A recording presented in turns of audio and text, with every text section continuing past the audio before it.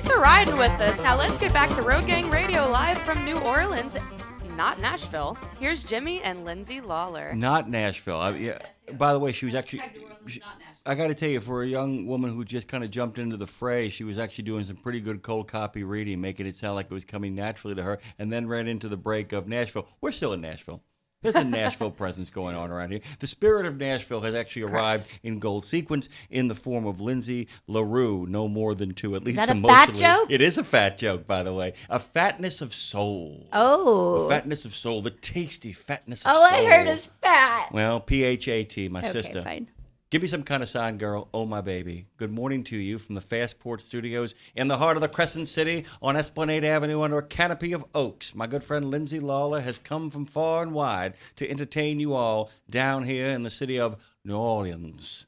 I like that. You like that one? Yeah, New Orleans. you sound crazy, and I like it. I like it, too, I'm here by the for way. it. I do weird voices. This person does great voices. Oh, my God, guys. I'm so excited. You know, when the best thing about this show, as we all... besides our wonderful listeners. Thank you. Is Jimmy back. And then also, too, the people we get to meet. And because how this show is set up, Audrey, I'm going to Wait, the show is set up? Because this show has no rhyme or reason to it. Thank you. Better said. We get to talk to people from all walks, all talents. But it's also framed, and Audrey, what we do, we say a vast majority of our listenership are truck drivers. So we get to say the first half of the show, before I come on, is how they make a living. So we talk to a lot of trucking specific companies. We talk about policy, what's going on. That's about how they make a living. And then we pivot to how we make a life. She got it. Audrey got it. Audrey Life and pivot, turn 1, 2, 3, 4. I'm here. She's my new bestie. How we make a life. So that's what's so neat. We can talk to all different walks, but frame it in a, we're trying to keep you interested, hear human interest stories, hear ways to expand yourself, more things, yourself meaning the listener, more things you could be interested in. So joining us next is a woman after my own heart, and she's here in black and white stripes looking like she's probably going to go on stage in a minute, but I have a feeling she woke up like this. She's equal parts powerhouse and provocateur. Does that feel right? Oh, I love that. Okay. Yes, thank you. Audrey LeCrone, she's a world-class dialect coach whose work has been supported, correct me if I'm wrong, supported and led to Oscar, Golden Globe, SAG award-winning performances. To name, that's just to name a few. Yeah. But that's just what have you done with your life? Right? But that's just one side of her brilliance. She's also the lead vocalist of the NOLA Crawzaddies. Brilliant name. You're a zaddy yourself, aren't you? I try to be. Yeah, you're doing well. She's part of the NOLA Crawzaddies. They're a spicy, cheeky jazz band serving up a speakeasy swagger. That's my best radio voice. And century-old standards. That's your best radio voice? I need a new gig. She helps actors find their voice, or she seduces us with her own. She brings the heat. I've been told we're going to love each other. I can already feel the energy. Hello, Besky. Welcome to the show, my new friend of yours, Audrey LeCrone. Thank you, both of you. Thank you for having me. Thanks for being here, by the way. It was good to see you the other day, get a chance to meet you. It's good to have you in the reels, in the studio. And by the way, it looks different from the last time you were here. Why? When we put up more pictures. We got more stuff. We got more things. I didn't notice. All I can see is the cigar box guitar, and that's all I look at. Sorry. That's all that matters. She's like, I didn't see a picture of the Crawzaddies. Oh, yeah. That's weird. Where's my picture? Well, where's your awkward. This. By the way, give us a picture. Okay. I'm serious. If anybody, by the way, you ever come on the show and you want to bring a picture down to us? Listen, I got an 8x10 just for you, and I'll sign it. Is that an 8x10 in your pocket, or are you just happy to see us? This whole thing. It's Matt. I hope that's okay. So I wanted to kind of jump in with an odd thing here, because there's a routine that I do for a lot of our listeners when I meet them, get a chance to talk to them in person. As you can tell, while I am from the South, I have a very distinctly un-Southern accent to some degree. But when I met you, you sounded Southern, so you switch. Well, you do all the accents. I do all the accents. That's called crazy. That's called multiple personalities. I think it's called fun. It's called code swapping. I actually can trace. I can actually do a route accent from Mobile, Alabama, through Tennessee, into Virginia, into the Carolinas, and then back down to Georgia. You actually span the globe. You actually do accents from across the globe. So I was going to ask you: are you so precise in your accent work that you could actually trace us from Scotland into Wales and to I could, but I'm not gonna ask you to do that. Now. Well, that's the nice part. Yeah. That's the nice part about what I do is that I don't have to be the performer anymore. Because I used to be an actor, and then when I started realizing that I could make other actors really great, I was like, all right, no one needs my mediocre acting. I can work with really, really amazing talent. But what I do is, I'm not so much of the like, let me show you 17 accents in 17 seconds. Like those people, which are videos. Super cool. I mean, you can do that, and I'm going to ask for that in a little bit. Yes, please. But what I do is I think about the character, because usually it's, for a movie. So I think about where the character's from, what time period they are, what neighborhood they're from, what people of other neighborhoods they're surrounded by, like who their friends are and what they sound like. And so I kind of piece together all of that like a nerd. Like a storyteller. And then figure out what it would sound like. So if it was someone from Wales, yes, we would think about all those things. And then also what they're aspiring to be. Because some Welsh people sound really British or sound kind of American. And they don't want to sound Welsh. Can you real quick show us a Welshman trying to not sound Welsh? I'm doing it right now. Oh, fair enough. Yeah. It's actually been me the whole time. What's really cool, I don't know if you've seen Waiting for Guffman, but sure. Parker Posey's character, it's the hardest piece of accent I've ever seen in my life because she has to play somebody as an actress that's almost good. It's easy to, if you're a good actor, it's easy to play a bad actor. That's not tough. Heavy lifting is when, because we know plenty of people like this, the list of B- performers out there is monumental because the world is made up of people rejected because they were a B-. What Parker Posey does in that movie is she does an accent, does a Southern girl's accent, well, Midwestern accent, and then has to play somebody that can kind of dance and can kind of carry a tune, which is not the same as, oh, dude, you're just awful. Right. Being just awful is really easy. It's hard to be mediocre. It's hard to actually, but here's the thing. Just ask us. I can see that. Yeah. No, I'm kidding. I love that. I'm kidding. I love that. We're doing a great job at it. But by the way, Simon Pegg, this is really cool. Simon Pegg can do all four Beatles. He does a really great impersonation of all four Beatles. What's really cool to talk about, let our listeners understand this, is the fact that I can't do it right now, but that whole thing with the Beatles, with the whole thing like that, is they're all talking through their nose because Liverpool was a coal town. And being a coal town, they didn't have coal issues. They weren't sinus clogged, but everybody they learned to talk from talked like that because they'd all talk because their sinuses were all congested. And then you learn from your parents who are sinus congested and you mimic them and you sound like you're sinus congested. But but that's the geography we're talking about, right? That it's like men and women talk not just from who their parents are, but the climate, the geography, and where they want to be next, right? Right. Like some of my favorite are rural accents, which you're not gonna like really enunciate everything because you're doing hard labor. That's like where I grew up in Kansas. Like as soon as I crossed the border over to Kansas, I'm like, my throat would come tight, and I'm like, my belly's tight, and I'm ready to dig up something. Ready to do some hard labor. Yeah, but like, yep. Hard no and not. I mean, and people in Maine, hard no and not telling. I mean, all that kind of stuff is I'm working as economically as I can because I have to save every bit of energy for throwing this bale of hay, for milking this cow, for doing the thing that has to be done. I ain't got no time to talk. That's enough of that. But let me ask you this, Audrey, because when you're working with, and you've worked with amazing actors, I could name the list, but you guys know a lot of actors she's worked with.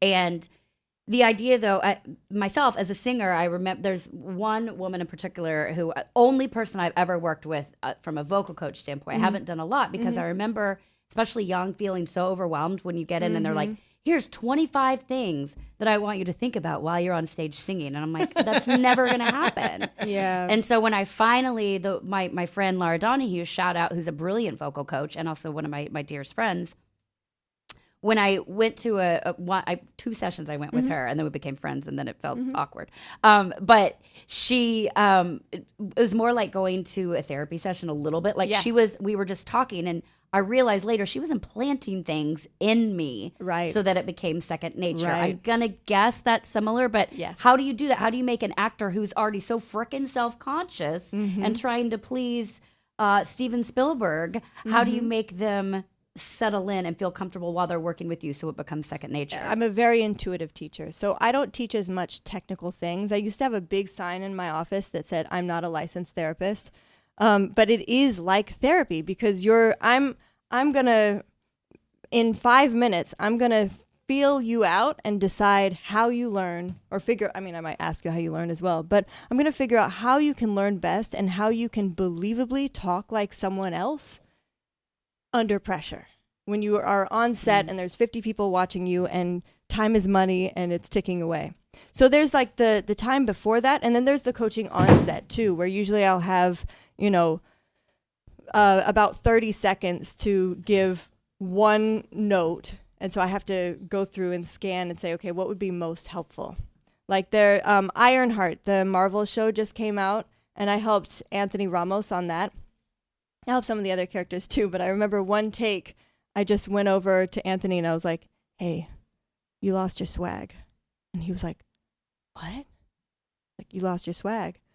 And that was the most effective note I could have given him. And then because his whole thing is swag. Yeah, exactly. Yeah. I was like, you lost it.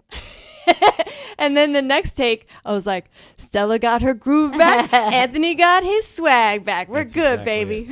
So you're equal parts working with them prior and on set. Yeah. Okay. Well, right now the film industry is weird, so I'm not on set very much, unfortunately. This film industry is weird. That's an understatement. It's really funny because, my friend Justin, who was a recurring character on Justified.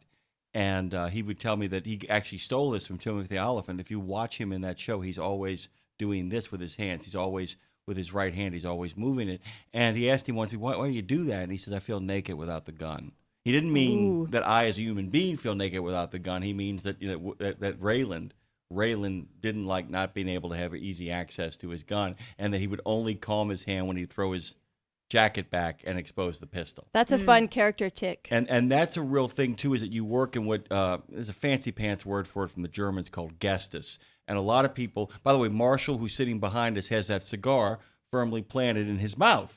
And if you see pictures, but the thing is, and he's not even acting. That's just him. But he is. Amazing. But he is. And I don't mean that he's being a phony. I don't mean that at all. We choose who we want to be, and we find ways of signing our work. And that we sign our work in certain ways. The way that it's a really funny line from the third Die Hard where Jeremy Irons tells this FBI agent, he goes, Bill, you're still trying to butch up by chewing on your glasses? And they cut to the guy and he's got the glasses in his mouth and he puts them slowly down. And that people are always trying to find these little signatories in their own lives that kind of establish that you can tell a person who you are before you ever say a thing. And that once you become aware of that, you can then communicate to people in that way. I'm not somebody to be trifled with. I am somebody whose hand you want to shake. I am friendly. And that actors often, like I said, finding your swag. Right. You can simplify things. Stop getting complicated. Stop thinking about 24 things. Well, but do you think that's conscious for regular people? I do. It can be conscious for actors. Oh. I do. I think it's conscious for regular people. I think at some point, I think they don't realize that it's conscious. I know that sounds like a contradiction. Yeah. But wait, I'll show you why. Okay, I want to be like my daddy, therefore I'm going to do things my daddy did. That's a conscious decision. I mean, it's like my dad used to do this. I think that was really cool. We often see people on the street and saying, man, that hat looks really good. I'd look really cool in that hat. I'm making a conscious decision to wear that hat. Therefore, I wear that. I don't think it's conscious in the way an actor does it, but I think that there is a deliberation and that we choose how we're going to look. And even when people, I don't care what I wear. Well, you just said you don't care what you wear, so you do care about the fact that you don't care about what you wear. Yeah. I mean, there's a statement. There's always a statement going on. The difference with an actor, I think, and Audrey LeCrone joins us this morning, the difference is I think that an actor is actually examining the decision as opposed to just making it, saying, is that the right one? Whereas people often make deliberate decisions. Right. And with accent coaching and acting coaching, what I do then is I have them try on different things. Of like, okay, does this tick work for you? Does the cigar in your mouth work for you? Oh, it doesn't. It works for this guy, doesn't it, though? It works for this guy. I mean, it works for that guy right there. Yeah. But right, I mean, so you help people. And one of the things I also do is I have them find real-life models to shadow. So we would take, what's your name? Marshall. We'd take Marshall, and I would film Marshall probably when he's had a cocktail or two, and so he's not So right now, we should be good right now, I think, it's actually. 10 a.m. Yeah, we're good. Yeah. It's New Orleans. Yeah. It's beer. 8 a.m. was 2 hours ago. Yeah. We're good. Can't drink all day if you don't start in the morning. Amen. So you get a video of him and you. Yeah, and then I would see what his tics are. What makes him that interesting character that would read well on screen. And then we'd try it out. The actor would put him on, sort of like you're putting on a coat, and then take it off and see how it feels. Okay, so now do you in the real world when you're not working, and then we're gonna pivot to Crawzaddies. In the real world, do you find it hard to have friends or date? I don't know if you're dating, single, married, whatever, but I have so many boyfriends. But good. I do too. Also, shout out to my husband listening. But is it hard? Like, are you always analyzing people's tics and friends or people walking down the street, and not analyzing in a judging way, but just can you turn it off? I try to turn it off. Noticing? I try to turn it off. Although some tics really bother me. Like if someone is always putting their hands to their mouth, I'm like, please take your hands down. Yeah. Or if they're like really talking in a lot of vocal fry, I'm like, I can't do this. Like if a yoga teacher, if I walk into a yoga class and they're like, and now we're gonna shavasana, I'm like, all right. This has been cool. I can't. So how would you want your yoga instructor to talk? Like this. I want them to be very like breathy, but not so just, add a lot of breath. I want them to be like, one time there was a yoga teacher that looked like white Jesus. And he was like, and now I'm going to give you a gong bath. And I'm like, yes, white Jesus, please. Gong bath me. Yes. Gong bath me. That was ideal. If anybody wants a gong bath, give us a call at 615-292-6366. That's 615-292 Nemo. Phone Master Dre, we call Sexy Jesus over there, by the way. So sweet. If anybody wants a gong bath, that's actually perfect way to pivot into Crawzaddies. Pivot. I'll start here. Do you believe in past lives? And if so, you don't really have to answer that piece, and if so, are you from the 1920s? Oh, I don't think so. I think I'm just from a small town. Okay. And where the 1920s never left. Exactly. Kind of. It was more like 1940s there, 1930s to 1940s, but I'm from a town of 600 people. So, I grew up watching Lawrence Welk reruns with my grandparents, and we didn't really have TV. So any actual cultural references from the 90s are going to go straight over my head, but Lawrence Welk, I got you. Nerd alert. I love it. Bubbles. So tell our listeners about Crawzaddies and how, I guess, that came to be, because you've got a real balance between what you do, and you said you got out of acting. Right. Yeah, I always had a balance. I always had like teaching, and then acting. But then when I had a child, she had just turned 5, I got burned out. I was like, I'm done acting. I'm just done. I've been doing it for 10 years. I did a lot of really great indie films, but I don't want to play nurse number 2 on a big feature film. Like that's where my career is heading, and I'm done. I appreciate the honesty behind that. Yeah. I mean that actually. Makes you a better coach, actually. Yeah, definitely. It's made me a better actor. Quitting has made me a better actor. It's been interesting because I've been able to live now. So I, after I had a baby, long story short, got a divorce, kind of refound myself, reinvented myself. And then eventually, after I had healed a bit more, I was ready to pick up some sort of art. My mother's a visual artist. She's a painter. Debbie Wagner. She paints the sunrise every morning as it comes out. This is her 19th or 20th year of doing that. Every day? Mm-hmm. Every day. Crap. It's amazing. My dad is a musician and a writer. So my brother's a chef. My sister does fashion and interior design. So I was like, all right, I'm ready to jump back in. I don't know what I want to do. So I always sang, but I never could breathe like I needed to breathe. I took voice lessons my whole life. I took opera lessons for years just to try and like understand my breath better, because I was doing the therapist thing where I was teaching people how to breathe, but I wasn't happy with my breath. Mm-hmm. And then finally I was able to like breathe again. And so I started recording myself singing, and I started actually working on my singing voice for me, not just for damage control of trying to breathe. And so I recorded myself doing different genres. I grew up more in a country bluegrass family. But I'm a swing dancer.